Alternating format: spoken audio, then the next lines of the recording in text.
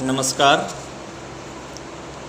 विधि शास्त्र के विभिन्न प्रकारों की श्रृंखला को आगे बढ़ाते हुए आज विधि शास्त्र के कुछ और प्रकारों के बारे में जानकारी प्राप्त करेंगे। जैसा कि हम जानते हैं कि विधि शास्त्र को विभिन्न विधि शास्त्रियों ने अपनी विचारधाराओं के अनुसार अलग अलग वर्गों में विभाजित किया है। एक वर्गीकरण है विधि शास्त्र का आंग्ल विधि शास्त्र और महाद्वीपीय विधि शास्त्र, यानी इंग्लिश जूरिस्प्रूडेंस और कॉन्टिनेंटल जूरिस्प्रूडेंस। सामंड कहते हैं कि इंग्लिश जूरिस्प्रूडेंस और कॉन्टिनेंटल जूरिस्प्रूडेंस में बहुत सारी भिन्नताएं हैं, दोनों एक नहीं है, वो इसमें विभेद करते हैं। उनके अनुसार अंग्रेजी में विधि शब्द का केवल एक ही तात्पर्य है, वो है कानून यानी लॉ, जबकि अन्य महाद्वीपीय देशों में यानी जो अन्य यूरोपीय कंट्रीज़ है, कॉन्टिनेंटल कंट्रीज़ हैं, उनमें विधि का अर्थ केवल कानून तक सीमित ना होकर उसमें औचित्य, अधिकार और न्याय भी समाविष्ट है। परिणामतः इंग्लिश जूरिस्प्रूडेंस में विधि और अधिकार में अंतर है, जबकि यूरोप के अन्य देशों में विधि तथा अधिकार में कोई विभेद नहीं है। इसके बाद आंग्ल विधि शास्त्र यानी इंग्लिश जूरिस्प्रूडेंस में दो प्रकार प्रचलित हैं, विश्लेषणात्मक एनालिटिक और ऐतिहासिक विधि शास्त्र यानी हिस्टोरिकल जूरिस्प्रूडेंस, जबकि अन्य यूरोपीय देशों में विधि शास्त्र के केवल नैतिक रूप को यानी एथिकल जो उसका जूरिस्प्रूडेंस है उसको ही मान्यता प्राप्त है, जो तर्क और विवेक पर आधारित है।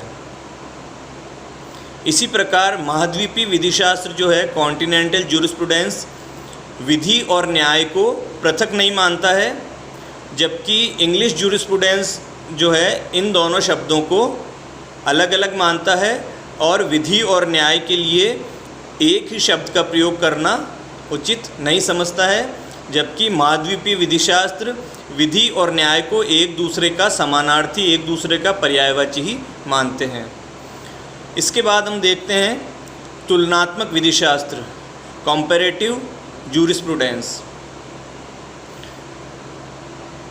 अनेक विधि शास्त्रियों ने विधि के विभिन्न वर्गों के अनुसार विधि शास्त्र को विभाजित किया है। तो तुलनात्मक विधि शास्त्र का प्रतिपादन किया है डॉक्टर एलन ने। डॉक्टर एलन ने विधि के दो या दो से अधिक पद्धतियों के तुलनात्मक अध्ययन करने की पद्धति को तुलनात्मक विधि शास्त्र यानी कॉम्पैरेटिव जूरिस्प्रूडेंस का है, यानी दो या दो से अधिक विधिक पद्धतियों की तुलना करना। वो तुलना अलग अलग मानकों के आधार पर की जाती है, अलग अलग तत्वों के आधार पर की जाती है कि एक तत्व, मान लीजिए ए एक तत्व है और बी एक तत्व है, तो विधिक व्यवस्था जो एक नंबर वाली विधिक व्यवस्था है उसमें ए का क्या स्टेटस है और दूसरी जो दो नंबर वाली विधिक व्यवस्था है उसमें ए का क्या स्टेटस है, उन दोनों की तुलना की जाएगी, तुलनात्मक अध्ययन किया जाएगा। यही तुलनात्मक विधि शास्त्र कहलाता है। इसी प्रकार नागरिक विधि का अध्ययन करने वाले विधि शास्त्र की शाखा को नागरिक विधि शास्त्र, दंड विधि से संबंधित अध्ययन करने वाले शास्त्र को आपराधिक विधि शास्त्र और चिकित्सा के क्षेत्र से संबंधित विधि के अध्ययन को चिकित्सीय विधि शास्त्र, मेडिकल जूरिस्प्रूडेंस कहा गया है। परंतु विख्यात विधि शास्त्री सर हॉलैंड ने इस प्रकार के वर्गीकरण को अनावश्यक और व्यर्थ बताया है और उनका यह विचार है कि इससे विधि शास्त्र का क्षेत्र अनेक भागों में बंटकर सीमित हो जाएगा, जबकि विधि शास्त्र का क्षेत्र बहुत व्यापक है और इस प्रकार का वर्गीकरण विधि शास्त्र के लिए उपयुक्त नहीं है। तुलनात्मक विधि शास्त्र को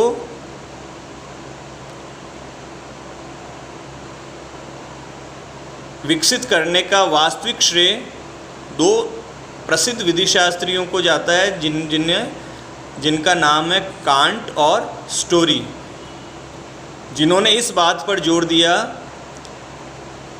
कि विधायन और विधि में व्यावहारिक सुधार लाने में तुलनात्मक अध्ययन की महत्वपूर्ण भूमिका रहती है। यानी जब तुलनात्मक अध्ययन किया जाता है किन्हीं परिस्थितियों का, किन्हीं कारकों का, किन्हीं तत्वों का या किन्हीं विधियों का, तो विधि और विधायन यानी कानून में बहुत अच्छे तरीके से सुधार किया जा सकता है। सामंड भी ऐसा ही मानते हैं और तुलनात्मक मूल्यांकन करने की आवश्यकता को पर बल देते हैं, परंतु वे तुलनात्मक विधिशास्त्र को विधिशास्त्र की एक स्वतंत्र शाखा न मानकर विधिशास्त्र के अध्ययन का एक तरीका मानते हैं। वर्तमान में विधिशास्त्र का अध्ययन अमूमन उसके विश्लेषणात्मक एनालिटिक पक्ष तक ही सीमित रखा गया, यानी कि वर्तमान में विधि क्या है उसका विश्लेषण ही किया जाता है, परंतु इसका मतलब ये कदापि नहीं है कि नैतिक और ऐतिहासिक पक्ष को, विधिशास्त्र के नैतिक और ऐतिहासिक पक्ष को पूर्णतः उपेक्षित कर दिया जाए। विधिशास्त्र एक ऐसा समाजशास्त्री विज्ञान है जिसमें मानव के उन सभी कार्यकलापों का और संव्यवहारों का अध्ययन किया जाता है जिनके वैधानिक यानी कानूनी परिणाम संभावित होते हैं। इसके बाद एक वर्गीकरण आता है निर्वचनीय विधिशास्त्र, इंटरप्रिटेटिव जूरिस्प्रूडेंस। रोनाल्ड ड्वार्किन एक विधिशास्त्री हुए थे जो पॉजिटिव विधिशास्त्र के प्रमुख आलोचक थे। उन्होंने निर्वचनीय विधिशास्त्र की नींव रखी। उनका मानना था कि विधि जैसी वर्तमान में है सभी समय एक समान लागू हो तो इससे न्याय निर्णय सही नहीं होगा, बल्कि जो प्रचलित विधि है उनका परिस्थितियों के अनुसार निर्वचन करने से, इंटरप्रिटेशन करने से ही वास्तविक न्याय की प्राप्ति संभव हो सकती है। इसलिए विधि जैसी कि वह है, यानी लॉ एज इट इज़ को हमेशा वैसी की जस की तस, यानी लकीर का फ़कीर होने की बजाय विधि को जस की तस लागू करना उचित नहीं है, बल्कि जो वर्तमान में जो परिस्थितियां विद्यमान हैं उन परिस्थितियों में प्रचलित विधि को समय के अनुसार निर्वचन किया जाकर उनके अनुसार ही निर्णय दिए जाने चाहिए, उनके अनुसार ही न्याय किया जाना चाहिए, यही उचित होगा।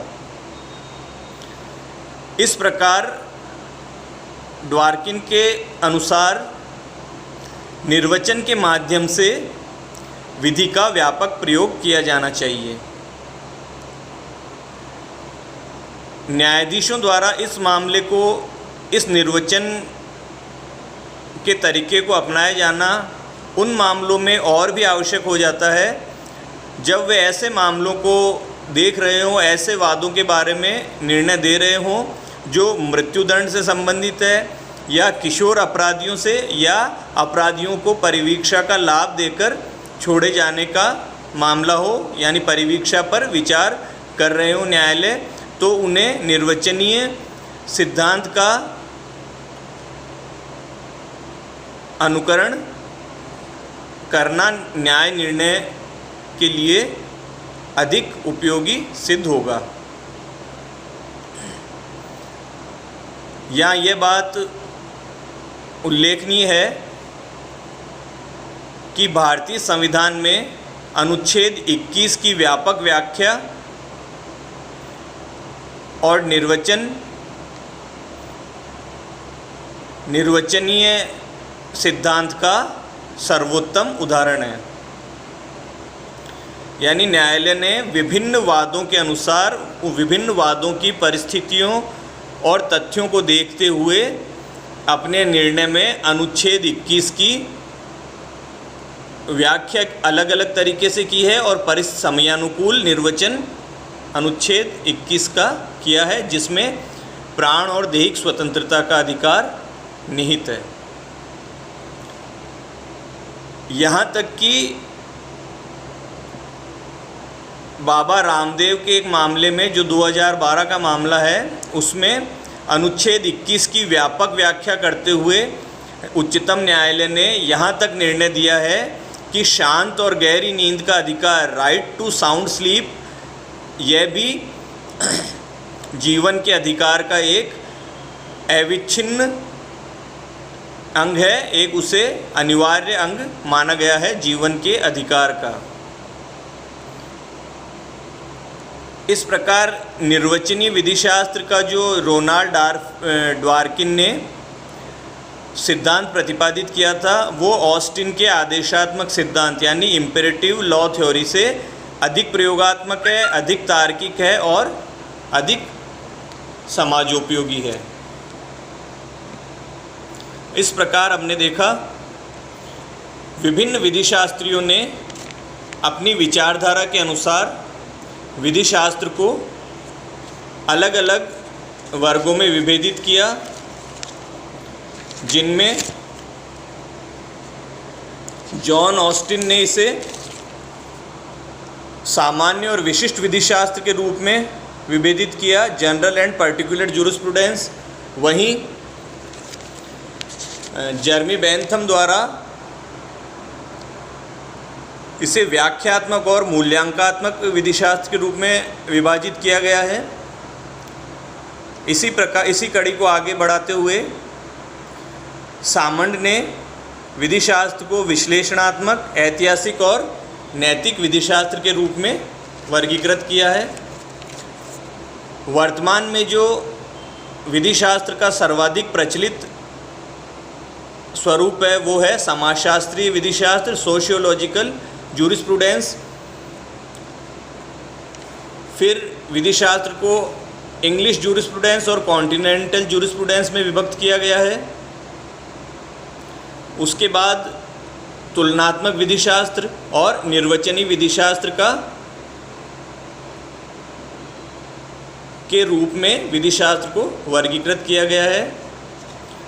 इनमें सबसे महत्वपूर्ण जो एग्जामिनेशन पॉइंट ऑफ व्यू, चाहे वो एकेडमिक हो या कॉम्पिटिटिव हो एग्ज़ाम्स हो, सामान्य और विशिष्ट विधिशास्त्र यानी जनरल एंड पर्टिकुलर जूरिस्प्रूडेंस तथा विश्लेषणात्मक, ऐतिहासिक और एथिकल जूरिस्प्रूडेंस, नैतिक विधिशास्त्र, ये महत्वपूर्ण है, जिन पर हमें अधिक जोर देना है, जिनका विशेष अध्ययन किया जाना चाहिए।